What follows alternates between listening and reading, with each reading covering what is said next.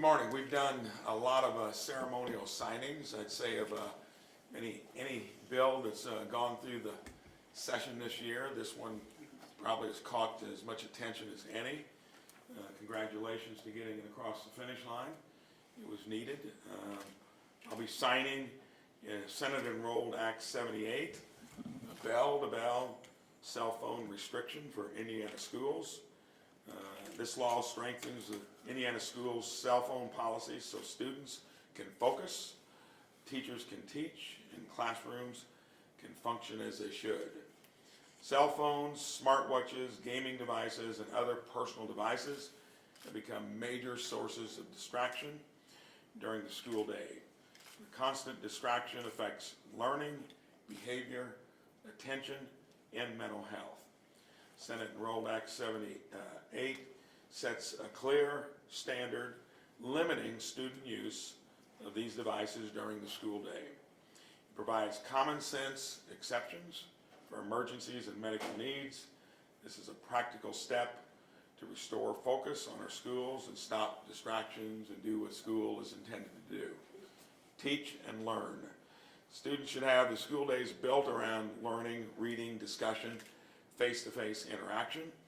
This law requires schools to update their wireless communication device policies and directs the Indiana Department of Education to provide model policy language and guidance. We have made major progress improving education for Hoosier students. Indiana is receiving accolades across the country for things that we've done starting in the prior administration and polishing up during this one. Broad array of areas, and this to me I think sets us apart too, because it's one of the most significant statements of any state legislature on this particular issue.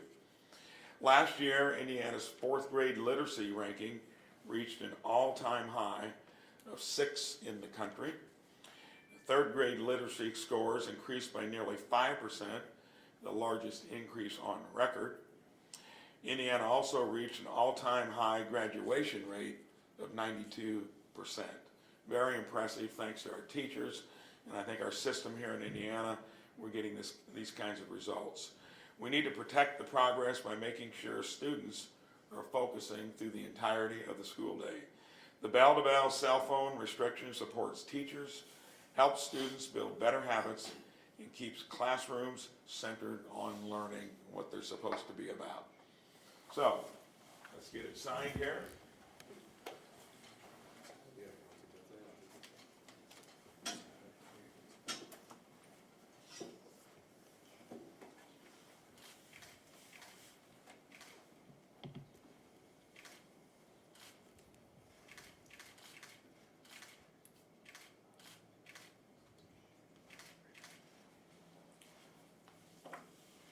Authored by Senator Jeff Rotz, sponsored by Senator Jeff Rotz, and sponsored by Representative Jay Teshka.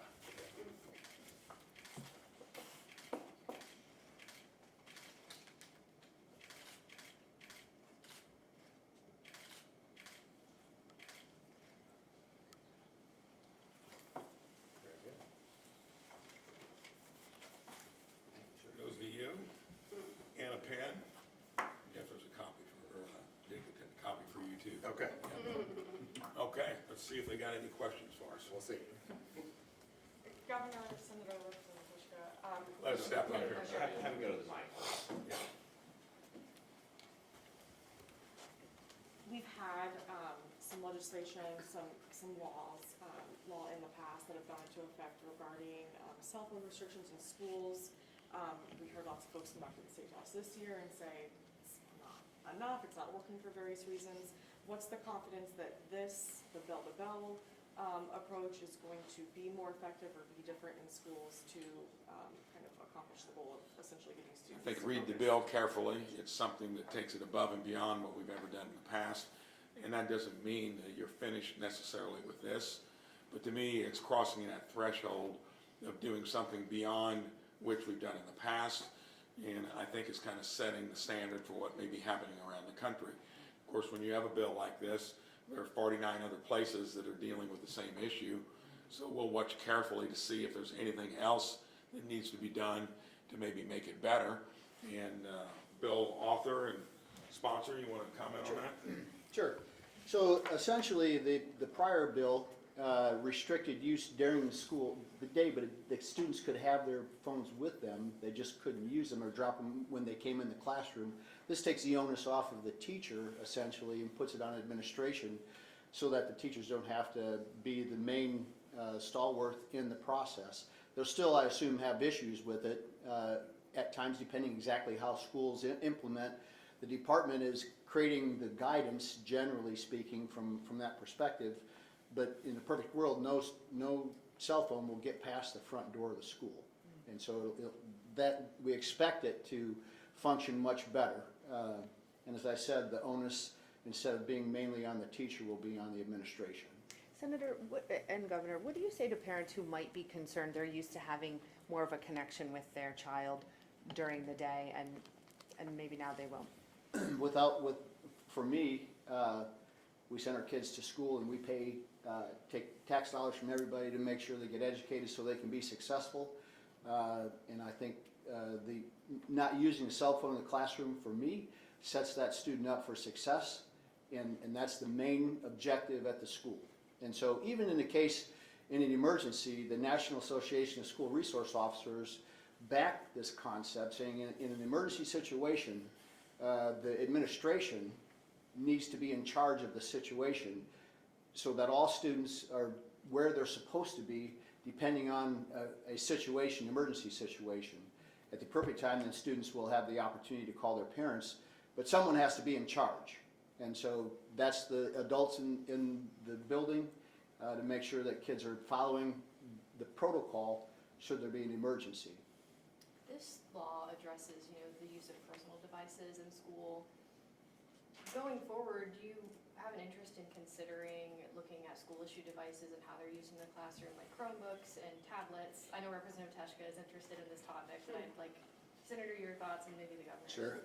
Well, there's a growing, it's growing across the United States actually as we speak, that going back to books, hard copy books.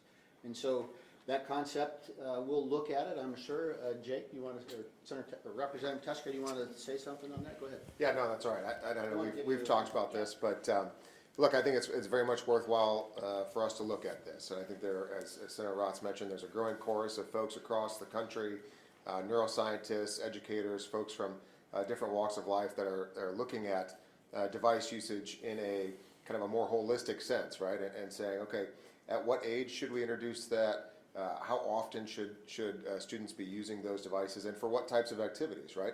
I think there's a concern about overly gamified types of activities during school versus something that's really meant to supplement the kind of core curriculum and instruction. There's questions about, again, the neuroscience of this and what are the effects on a developing brain of being, in front of a device for a certain amount of time during the day, attention spans, all of those sorts of things. And so I think those are all worthwhile questions to dig in on, and I'm certainly digging in on that. I know Senator Rotz and others are as well. And so, whether that materializes into something that's a piece of legislation next session, I don't know, but it's something that I'm definitely looking at. Yeah. Governor Braun, some Democrats have raised concerns about the timeline of payments from the federal government to IDOC to hold undocumented immigrants at Miami. Do you have assurances from the federal government that we will receive those payments in a timely fashion? We do, and I think that reporting might have been slightly off in terms of the timing of the last payment. So we knew it was going to be a 2, 3, 4 month lag, ideally 2 to 3 months, and we get to stay in that rhythm. So I don't think we're going to need to do any collection action on it. And I think it was off by maybe a month in terms of when the last payment had been received, but there's no issue there. It's been working smoothly, and we are a state that's in good shape financially, and I think that's an important function occurring there, and don't have any real concern that it's going to turn into something beyond that. Hey, Governor Braun, got a question on this bill. Appreciate this. As a school person as well, are we going to extend this to the buses? There is more of a distraction on a school bus than in a classroom, and I'm wholeheartedly agree with you. support this bill 100%, but can we get additions on a school bus to Was stop there them any there? conversation that came up as you guys were looking at the bill? But like I said earlier, those are the things you do on any piece of legislation. You take input, and they said that that hadn't come up, but there's I'm a always, school bus driver, that's why I'm asking. there's always next year to where you can look at something like that to see if it makes sense. I got 60. And of course, you'd have parents then probably weighing in on that as well, since you're not in the classroom, but thanks for bringing it up. Governor, one more quick question on schools, a separate issue. There's a new accountability system. You gave the green light to that earlier this month, but that was after some additional concerns that the Attorney General has expressed, including in a letter to you about that system. Did you have any concerns about the State Board of Ed's plan that they sent to you, or any thoughts on the Attorney General's concerns about that? I think when it comes to accountability, any of the techniques we're using, you've seen some of the results that are putting us in the top echelon. To me, accountability comes with anything. Accountability and transparency, so you can see it and understand it. And then I don't think any system can work without metrics and knowing that what you're doing is making sense, and always inviting kind of the critical analysis to make sure it's working and the results are really there. I'm going to trust the Secretary of Education, the boards that weigh into it, and to me, I'm always going to err on the side of more accountability, not less. All right, we're gonna head to the other wing for a tour. Thank you all for coming in. Thank you.